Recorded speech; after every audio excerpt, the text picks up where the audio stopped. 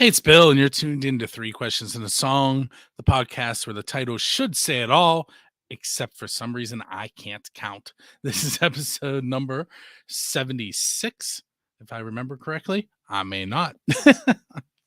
With me tonight is Sean O'Donnell from Matic, also known as the Pittsburgh bagpiper. Yep. And I was going to say, you told me you had some other stage names too that I'm not aware of. So if you want to throw those out, you can do that now. Yeah, I think those are the only stage names at the moment. But there's been a few over the years. I played with a group called Truth and Advertising. I played with a group called the Farm Gold Ensemble or the Farm Gold Trio, depending on how many of us there are. And yeah, probably some others. Okay. So, as I told you off the air and in the intro, I'm not really good at counting to three. So we'll see how many we end up with tonight. Very good. So let's go with the first question. How did you begin playing bagpipes? Like where did that come from? So I grew up in the area, and my uncle was actually a drummer in a bagpipe band. He had been in like drum and bugle corps, and ended up playing in a bagpipe band in the 80s. And when I was 7, we would go see him march in the parades, because who doesn't, take the 7-year-old to a parade? And I thought the bagpipe bands were really cool, and especially the bagpipes. So my parents started me on lessons with the pipe major, John Duxbury. And I started taking lessons from him, and just kept at it, sometimes willingly, sometimes with a lot of encouragement from my parents. So thanks to them for pushing me and making me stick with it when I didn't want to necessarily. And just continued from there, and joined a bagpipe band, competed and played in parades and stuff, and concerts with that band, and competed by myself, as a solo performer up and down the East Coast of the US and in parts of Eastern Canada. And 30 some years later, still doing it. And not to jump ahead, but I'm going to slightly. The song that you sent us to feature tonight is kind of an electronica track. Did you say it was an electronic bagpipe in there? Yeah. So, I play the bagpipes that you see marching in parades and stuff, but there are also electronic bagpipes that there's like probably 6 or 7 at least that I can think of off the top of my head. And many of them have MIDI capability. So you can, plug it into anything that has a MIDI in port. And there's a couple really great apps that have really good bagpipe sounds that let me do things with the bagpipes that I couldn't do with a traditional set.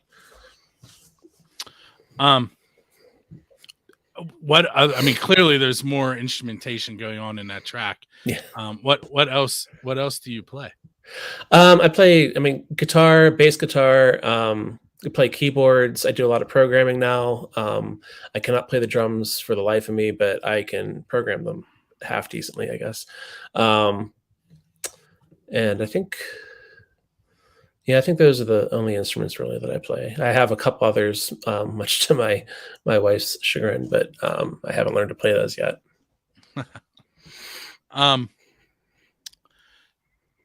If you can meet your musical idol, but only ask one question, first of all, who is going to be sitting down with you, and what question are you going to ask them? Oh, that's a tough one. I think just for the sake of the conversation, I'd probably go with Brian Eno, just because I think he could talk to so many different aspects of what I'm curious about and what I want to know. What I'd ask him, geez. I don't know. I guess why?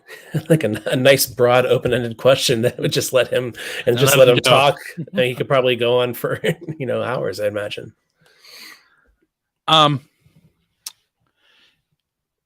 What is the coolest venue you've ever played at? I have a feeling that you've played at some places that a normal musician that I would talk to has not. Yeah, definitely. So I mean, I've in my rock or like I don't know, normal or regular music career, like I've played at some good venues around Pittsburgh. The Rex Club Cafe. But with the bagpipes, you're right. I mean, playing the bagpipes in a traditional setting, I get to play at a lot of weddings, funerals, special events. Um,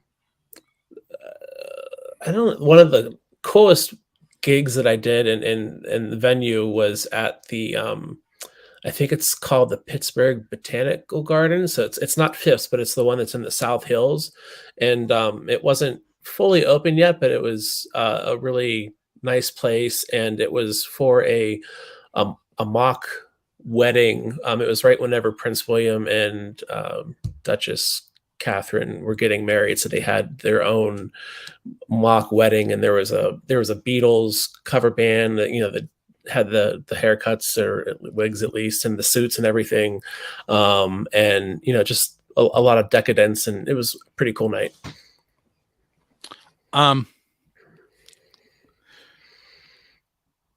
Who's your Dave Grohl?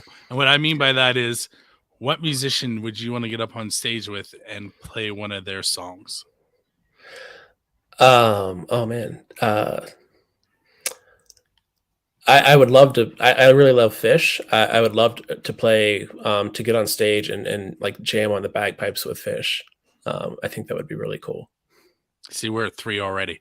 Well, we can do multiples of 3, right? Yeah, that's perfect. There we go. If I'm a teacher, which you probably did not know, but I used to teach social studies, and if I was flipping through a social studies book and I found Sean O'Donnell in that book, why would you be there? Well, so far for nothing nefarious, so that's good. But ideally, it would be for. I mean, it would be for the bagpipes, and I would hope it would be for doing something different with the bagpipes.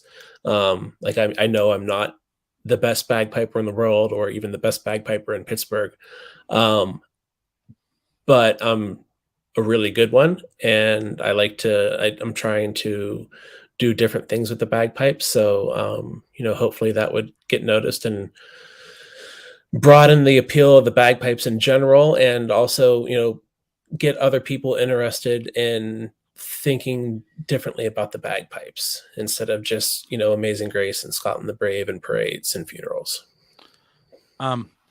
So on the last episode with Caleb, we, and when I say we, it was mostly me, was trying to figure out exactly what you call a person who plays the bagpipes, because like you have a pianist and you have a vocalist, you have a guitarist and a keyboardist. What bagpipist doesn't sound right. No, I like that though, bagpiperist. I mean, I've used some facetiously over the years. I think generally, I mean, we refer to ourselves as pipers. Like, he's a fine piper is what we would say in the bagpipe world. So piper or bagpiper, but that's what it is now. Who's to say it? Bagpiperist couldn't be the next. We just started it. Yep, hashtag bagpiperist. So get that going. I'm definitely going to put that online. Awesome. Yeah, me too. So when I first contacted you, I didn't realize that you were Sixomatic. Mm-hmm. I contacted you when I saw that you were listed as the Pittsburgh Bagpipes, and I was like, I need to talk to him. And then when you sent me your stuff, and I was like, I already play his music. Yeah. Small world. Yeah. I've been for a long time, those two worlds have not really collided for me. like like I said, I do like the bagpipes. I do like the weddings, the funerals. I used to compete and all that stuff, and then I would make music, and it would be weird and folk and psychedelic rock influenced.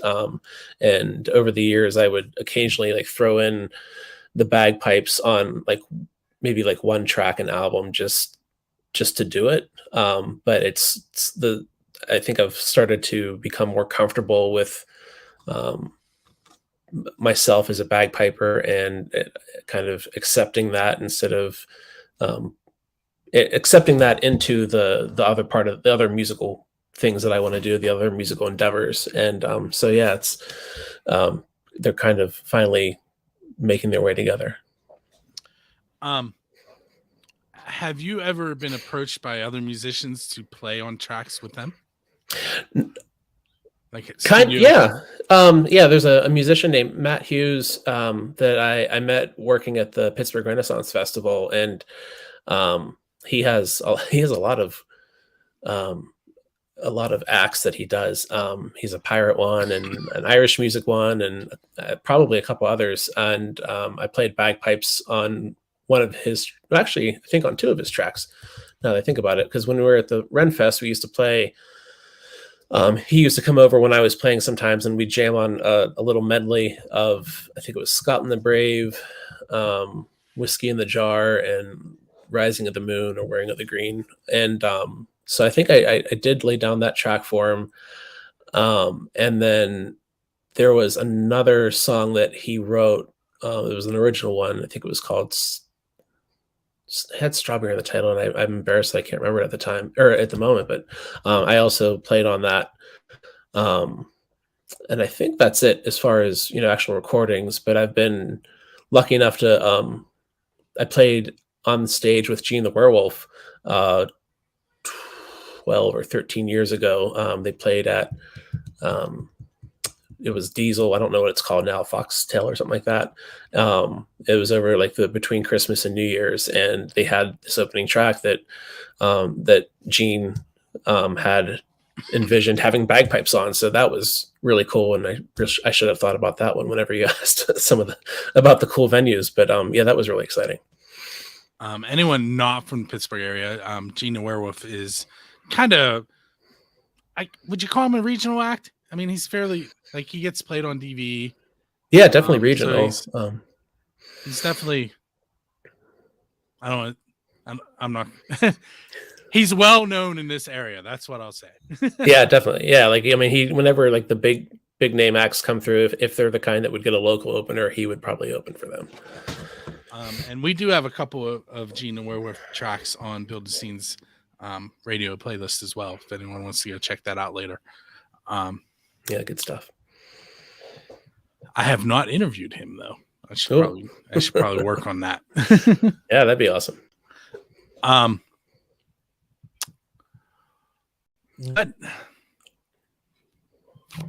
if you came across the DeLorean with its door open and it has a flux capacitor in it, and you can go back in time and hang out with any musician in the history of the world, who are you going to hang out with?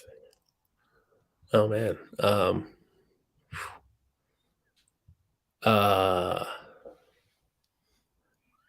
This is probably sounds like a cop out, but probably Jerry Garcia. We have the same birthday, so I've always thought that was really cool. But I do really love his music, and just like reading his interviews. He seemed like a really cool guy to like hang out with and just talk about music or art or life or whatever for hours and hours. So that would be pretty cool. If you could play at any venue in the world with any band, who do you want to play with and where? This is based solely on just seeing pictures, but I would love to play at the Gorge in George, Washington. It's an outdoor venue that's on the precipice of a gorge, and it's just phenomenal. Like, it just looks so cool. And yeah, that would be awesome to play there. I think it sounds good there, so hopefully that's I wouldn't come to regret it. But Who would I play with? I don't know. I think it'd be really cool to play. I mean, this has nothing to do with the Gorge, but and I don't want to use Fish again, but I think it would be really cool to play with Roxy Music, like Brian Eno era. That would be pretty badass.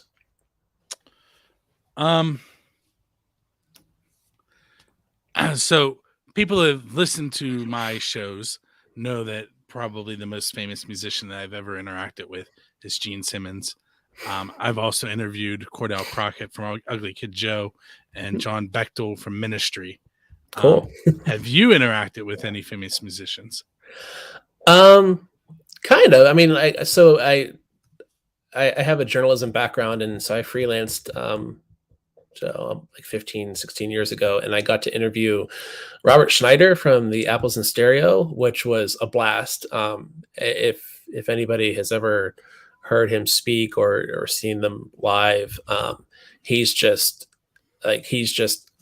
a brilliant person, and just so effusive, and just like such a fun guy to talk to, and just so much energy and positivity. And I mean, I thank God I was recording the interview, because he was just going so fast. There was no way that I could have written down any notes or anything that he said. And I also got to interview Kevin Barnes of Montreal, which was fun, but not not as fast paced and exciting as Robert. And there was actually a bagpipe gig that I played at that I don't remember what the gig was exactly, but it was at a golf course, and the entertainment that night was Donnie Iris. So I got to have dinner with Donnie Iris, which was really cool. That's another Pittsburgh musician that I have not talked to yet. There's some higher up names that are still on my to-do list. The Granati brothers. Yeah. Why am I blanking on his name? He wrote stuff with Bruce Grishecki? Yes, thank you. Joe Grishecki, yeah. His guitarist has been on the Pennsylvania Rock Show, though. Oh, cool. But there are a few that I still have to reach out to. PA Rock Show, I just recorded episode number 612. So as you can imagine, I have talked to a lot of musicians. Yes. This one is episode 76. And then we have Friendly Fire, which is a live show that we do on xrpradio.co.uk, which is on its 10th episode. So cool. But you've been around. Yes. This show is a baby.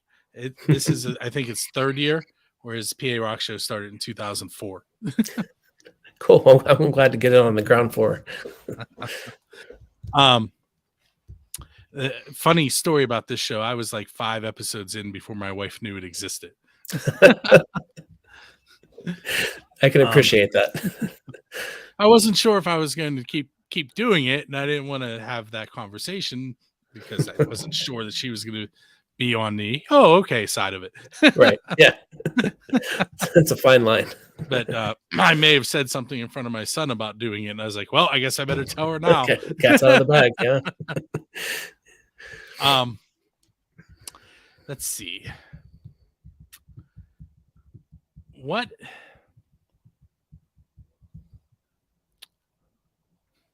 So Metallica played at Antarctica. Mm-hmm. And Kiss played in the ocean to sharks. What's a creative place that you would think would be pretty cool to play at? Not with sharks, right? No. No. I read that article. I was like, what? Man. This is probably hyper local and maybe kind of weird, but in Pittsburgh there's an old train station that's no longer used, or this part of it at least is no longer used as the train station. It's part of a building called the Pennsylvanian, which is now I think some offices and apartments. But when I used to deliver pizza here, which is how I know this. When you go into the main atrium or lobby or whatever, it's just this huge, gorgeous old, turn of the 19th, 20th century building, and it just has this incredible reverb, just natural. I loved walking in there, and I definitely managed to hum a few bars of some songs whenever I was delivering pizza, which was probably weirding out the residents or the office workers. But I think that would be pretty cool, just because um, I mean, it might turn out to sound like absolute crap, but just hearing how the sound resonated in that space, I've always wanted to play the bagpipes in there and do a bagpipe thing, because I can just imagine that the drones would just, I mean, they're loud and they're kind of consuming in general, but with that natural space, and just, I think it would be, I don't know, heavenly. So your answer sparked two thoughts. One is a question that I've been asking recently, which is, being a musician, what is the best pizza you've eaten because you're a musician?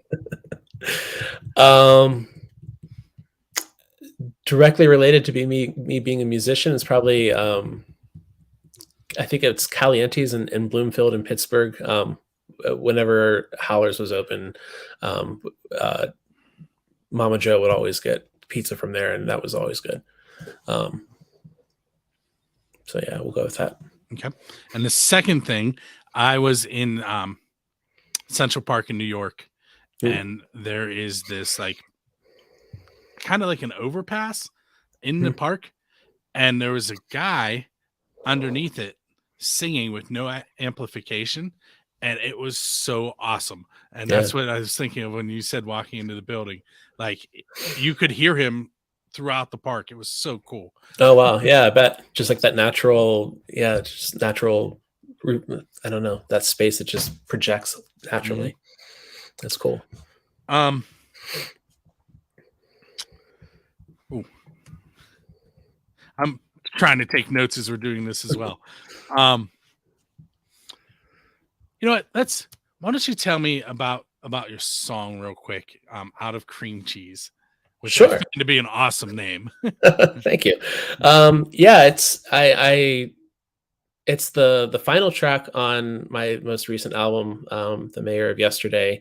It started out, I just like the chord progression, like the main chord progression, and just started building it from there. And I think as I was nearing the completion of it, I had gotten my first set of electronic bagpipes with the MIDI capability. So I wanted to see what I could do, and ended up doing the bagpipe track in one take, and I was happy with it.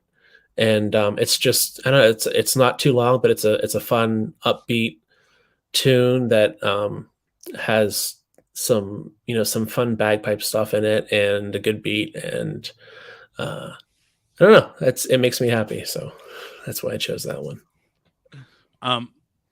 Did the title come from the cream cheese shortage during the pandemic? No, but that's very serendipitous. No, the title is revealing my dark secrets here. So the chord progression actually is from a song that I wrote and recorded many years ago, but I always wanted to do more with that progression. And one of the lyrics in that song was "in and out of cream cheese," and so I titled this one "Out of Cream Cheese," so I would remember like where it started, and that's how I title songs most of the times. Like, I give it something that reminds me later on, like why I started it or what I was trying to do with it. Cool. So nothing as clever as the pandemic, but it's very, very fortuitous. All right, so what we're gonna do now is we're gonna take a moment. We're gonna listen to "Out of Cream Cheese" by Matic, and we'll be right back with Sean. For those of you that are hanging out with us in the live video area currently, you're not actually going to get to hear that song right now. You're going to have to either track Sean down, which I can help you out with a little bit, because I have his Bandcamp right here for you to check out, sixomatic.bandcamp.com. Or you can wait until Friday and go to buildscene.com and check out the full episode, which will include the song in between the questions. Yeah, so, or both. Or both. Or you can also check it out on Build the Scene's rotation, and you could check it out on rootarooradio.com when they play it on their station. unfortunately, my brain isn't quite clicking on all cylinders right now, so I can't tell you which day or time because it's just not going to come out of the brain. All right, so we're going to come in as if we were just listening to it. Okay. So that was Out of Cream Cheese by Matic. With me is Sean of Matic. We've kept it to 3 questions times like 7 so far. Yep. So I have a couple more questions for you, and then we'll have the question that Caleb asked from last episode, and we'll get a question from you for Camry B on the next episode, and then I'll kind of let you go off into the evening after that. Very good. Yeah. All right, so this is an oldie. And I started asking it before the pandemic. So it also has nothing to do with the pandemic. So let's say there's an apocalyptic event and it wipes out the majority of the humans on Earth and all but one song from every musician. Which one of your songs should survive and help that handful of people repopulate the Earth? So do you mean like which of my songs would get people in the mood to repopulate the Earth, or just to be in the general? You are allowed to read into that however you wish. All right. Wow. Actually, it's one that I haven't released yet, but I'm working on it, and it really, I think, captures what I'm trying to do with the bagpipes really well, as far as pushing them beyond the traditional sound and traditional way to play them. And it's called right now it's called a good man is hard to kilt. It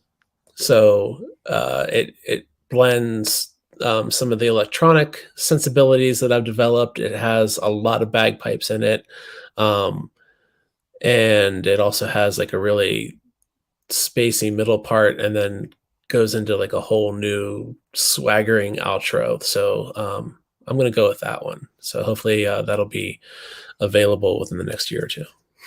That's all right. Two more, and then we'll get your information out there for everyone so they can check you out. Who would you say your musical influences are?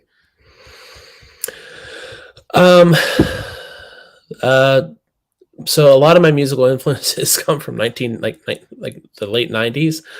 So like Spiritualized, and by extension the Spacemen 3,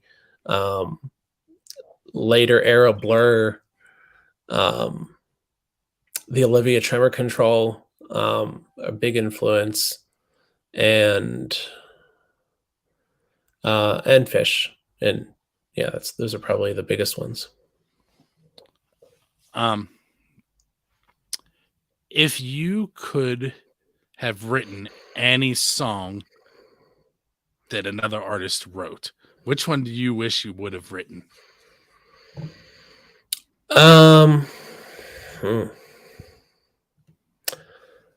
Probably Ladies and Gentlemen, We Are Floating in Space by Spiritualized. Like that, I've listened to that song so many times. Like I think like part of my soul belongs to it. Like it feels like just listening to it just feels like coming home, and it's just such a relatively simple but gorgeous and emotional piece that man, that would have been pretty awesome to write that. I almost forgot, and I told you to remind me. So I have Caleb from last episode 5, Caleb Strauss, who is a producer, the head of a small record label. He's in multiple bands. He's making a movie. He had a question for you, and I'm actually just going to read it now, but in post, I will edit him in asking it. Okay. All right. So what he's always wondered about bagpipes is that the tones linger for so long. Is that an actual breath control thing, or is there something inherent in the instrument that makes the notes go that long? It's kind of both, because it is it's not a breath control thing. So the bagpipes, how the Scottish bagpipes work, the ones that I play and the ones that you usually see in parades, there are 4 pipes that make noise and then one that you blow air into. That's the blow stick. And so you blow air into the bag, and then the bag is theoretically airtight, except for these 4 other pipes that have reeds in them that make noise. So 3 of them are called drones, and they do just that. They drone. It's one tone continuously. 2 of them are the same. One of them is an octave lower. And then the 4th pipe is the one that you hold in the hands. That's called the chanter, and that's where the melody comes from. And so in order to play them, you have to have in order to play them well, you have to have a constant air pressure, so that the tone doesn't fluctuate or waver. And I mean, it's most obvious in the drones. If you have a newer or less experienced piper, you'll hear the drones kind of go, and that's because of their breathing or either breath control or like how they're squeezing the bag. So in line with that, the chanter also has that same air pressure demand.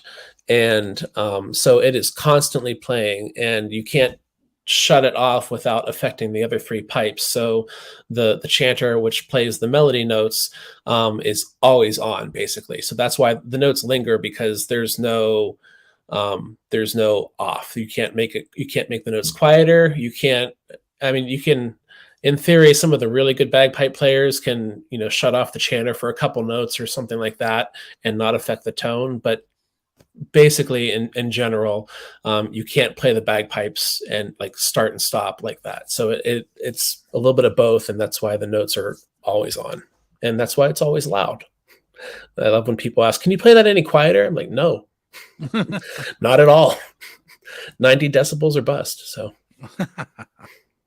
So I actually right now in science class teaching about kinetic energy and air pressure, and so as you're explaining this, I'm like, oh, okay, you're putting air in, creating more pressure, which is forcing the air out, and Yep. that's not at all what I was expecting to hear. But okay, so I gave you the assignment of checking out Camry B and coming up with a question for her. What did you come up with?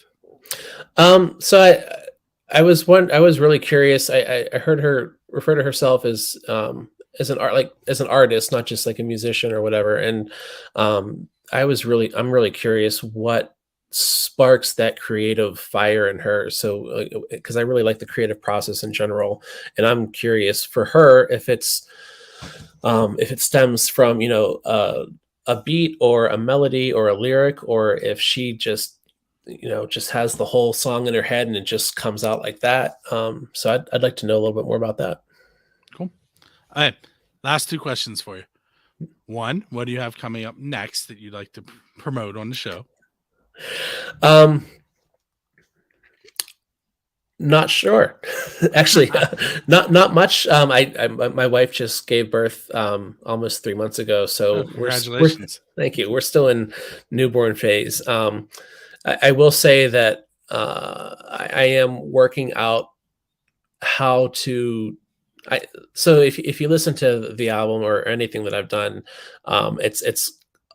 it's not something that one person could do on stage, and maybe not even something 2 or 3 people could do. So I don't want to limit what I create with that mindset, like I need to be able to play this on stage, but I want to be able to. So I'm working on translating the general gist of what I'm doing in creating music to something that I can do on stage. So I'm hoping in the next year or so to be able to start playing out a little bit more and doing some more experimental stuff in a live setting. So hopefully that will be something that people can stay tuned for. Okay. And if someone wanted to get a hold of your music or to hire you to play the bagpipes, how can they get a hold of you? So 6omatic.com or 6omatic.bandcamp.com are my websites. And then of course, I'm on like Spotify and iTunes and the other stuff. So if you want to listen, you go there. I have The Mayor of Yesterday and Aging, which was my previous album, which is an all ambient album. And then A Plague of Wealth was the first full length album I have. And then 100,000 Fireflies, which you can hear on your radio station sometimes. And then another single. And then if you are interested in, the kilt and the bagpipes and that whole thing, then you can go to SeanO'DonnellBagpiper.com. Very cool. Sean, I want to thank you for hanging out with me for a little bit tonight. Thank you, Bill. It's a pleasure to be here. And for those of you that are tuned in and listening, if you're listening on one of the radio stations, don't go anywhere, because you're about to hear some more unsigned and independent music. And you never know, you might find your next favorite musician. And they're supporting what I do, and it'd be awesome if you would support them as well. Sean, when you get some more music out, don't be afraid to reach out. Absolutely. The rock stuff we can do some PA rock show stuff with, or like electronica or anything else we can do some more 3 questions in the song with. Cool. And who knows, maybe by then I'll be doing 50 questions. Sounds good. All right. Thanks, Bill. You're welcome. And for those of you that are not familiar with the show and what the other shows are, this is 3 questions in a song. It gets released on the 1st and 15th of the month. We also have the Pennsylvania Rock Show, which gets released on every Friday. And then once a month, you can find First Angel Media's John Lee Machika and I on xrpradio.co.uk doing a live show with Tiz Shear and ALC. And we do kind of a battle of the bands with songs from this area of Western Pennsylvania versus their playlist in Europe.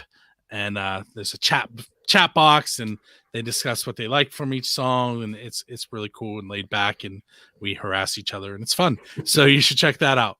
My name is Bill. This has been episode number 76 to 3 questions in a song. I will catch you next time.